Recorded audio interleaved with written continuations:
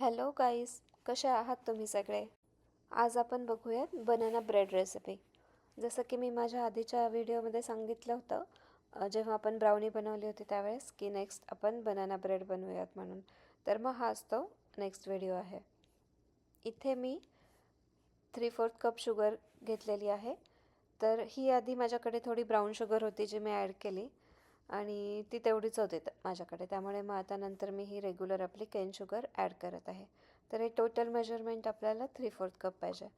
मी सगळे इन्ग्रेडियंट्स इथे लिहून ठेवलेले आहेत की जेव्हा तुम्ही बनवणार रेसिपी त्यावेळेस तुम्ही तिथे चेक करू शकता.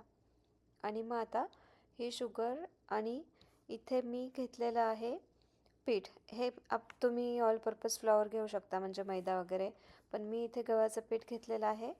आणि आता मी ही माझ्याकडे आल्मंड फ्लॉवर आहे, ती आल्मंड फ्लॉवर थोडी ॲड करत आहे. म्हणजे ह्याचं काही मेजरमेंट नाही आहे की किती गव्हाचं पीठ घ्यायचं आणि किती आल्मंड फ्लॉवर वगैरे, तसं काही नाही. तुम्ही तुमच्या अंदाजाने ॲड करू शकता, नाहीतर आल्मंड फ्लॉवर तुम्ही अगदी स्किप पण करू शकता. ते टोटली ऑप्शनल आहे. तर आता इथे मी पीठ घेतलेलं आहे आणि बनानाज आपल्याला लागतील, मेन म्हणजे बनाना ब्रेड बनवण्यासाठी. आणि बनाना एकदम ना पिकलेले पाहिजेत, तर त्याचा फ्लेवर खूप छान येतो ब्रेडमध्ये. आता हे माझ्याकडे बटर आहे, जे मी थोडंसं मेल्ट करून घेतलं, म्हणजे सॉफ्ट करून घेतलं की इझी होईल ते बीट करायला. तर मग आता हे हँड मिक्सीने मी बटर व्हिप करून घेत आहे.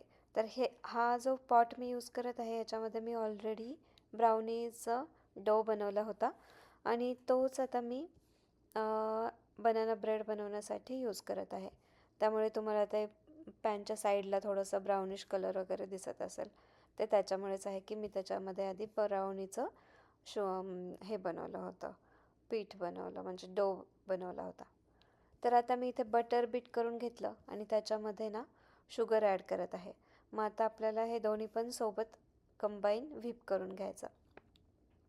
आणि ही प्रोसेस आपण जेवढी करू ना व्हिपिंगची, तर तेवढी ना म्हणजे हे केक वगैरे किंवा बेकिंगचे जे आयटम असतात ना त्याच्यासाठी छानपैकी बटर आणि शुगर हे व्हिप करून घ्यायचं.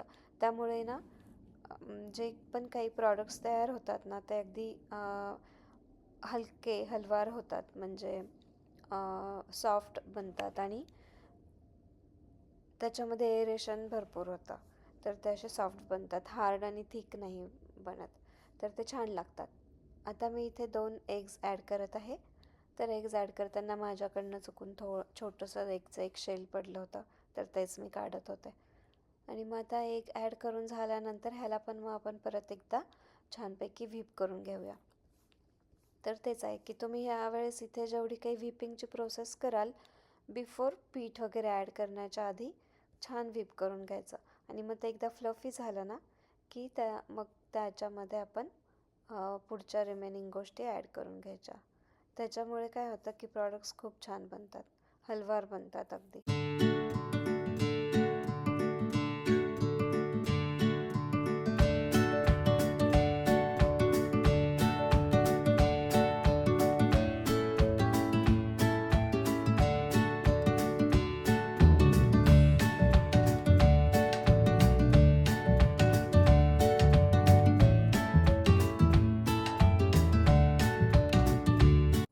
आता आपण ह्याच्यामध्ये बनानाज ॲड करून घेऊयात. आणि तेच आहे की बनाना जेवढे पिकलेले असतील ना छान, तर त्याचा फ्लेवर खूप छान लागतो, म्हणजे अगदी मस्तपैकी मग बनाना ब्रेडचा फ्लेवर येतो त्यामध्ये. तर इथे मी पिकलेले 3 केळं घेतलेले आहेत. तर तेच चेक करत होते की चांगलं पार्ट त्याचं बघून ॲड केला. आणि मग आता बनानाला बारीक पीसमध्ये थोडं कट करून घेतलं आणि त्याला असं ना स्पॅच्युला किंवा ह्याच्याने हातानेच बारीक असं क्रश करायचं आहे. बनाना टाकल्यानंतर मिक्सी नाही ॲड करायची, नाहीतर मग काय होतं बनानाला अगदी पाणी पाणी सुटल्यासारखं होतं. त्यामुळे बनाना ॲड करायला क्रश करण्यासाठी स्पॅच्युला किंवा फोर्क वगैरे अशाच गोष्टी वापरायच्या. तर मिक्सी वापरू नका. मिक्सी वापरल्यामुळे बनाना खूपच वॉटरी होऊन जातं, मग ते एवढं चांगलं नाही लागत. आणि आता इथे मी कट केलेले अक्रोड ॲड केलेले आहेत. अक्रोड बनाना ब्रेडमध्ये खूप छान लागतात. मध्ये मध्ये ते क्रंच येतं आणि बनानाचे पीसेस आणि अक्रोड असं मध्येच लागतं ना, खूप छान लागतं. तुम्ही वाटल्यास इथे अजून बाकी पण काही ड्रायफ्रूट्स तुमच्या आवडीनुसार ॲड करू शकता.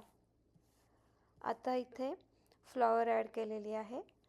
तर बेकिंगमध्ये तेच आहे की जेव्हा तुम्ही फ्लॉवर म्हणजे पीठ वगैरे ॲड करता त्यानंतर ना फोल्डिंग मेथडनेच त्या गोष्टी ॲड करायच्या. तर त्यामुळे छान बनतो केक वगैरे. आता इथे सिनॅमन ॲड केलेली आहे आणि मेन म्हणजे काय झालं माझ्याकडनं की मी बेकिंग पावडर, बेकिंग सोडा हे दोन्ही पण माझ्या म्हणजे ॲड करायचं विसरूनच गेलं, राहूनच गेलं. मी याच्यामध्ये ॲडच नाही केलं आहे. तरी पण म्हणजे माझा बनाना ब्रेड छान झाला होता. म्हणजे एकदम खूप जास्त स्पंजी वगैरे नव्हता झाला, पण खाण्यासारखा झाला होता. असं नाही की खूपच हार्ड वगैरे झाला. आपण तेच आहे की जे आपण व्हिप करून घेतलं ना, त्यामुळे ते सॉफ्ट झालं आणि खायला मग एवढं जास्त हार्ड नाही वाटला. त्यामुळे मी इथे विसरले होते बेकिंग पावडर, बेकिंग सोडा ॲड करायचं. तरी पण म्हणजे बनाना ब्रेड किंवा बनाना केक चांगलंच झालं होतं.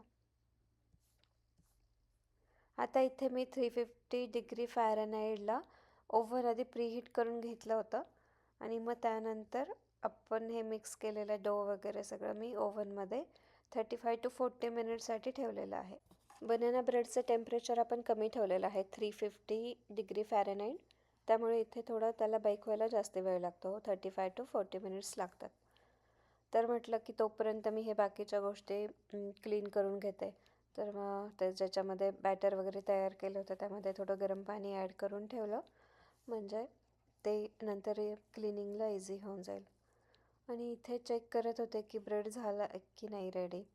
तर 30 मिनिट्सचा मी आधी टायमर लावलं होतं, त्यामध्ये तर नव्हता झाला. मग अजून परत 10-11 मिनिट्सचा टायमर ॲड केला आणि मग आफ्टर म्हणजे टोटल 40 मिनिट्सचा टाईम झाला आहे.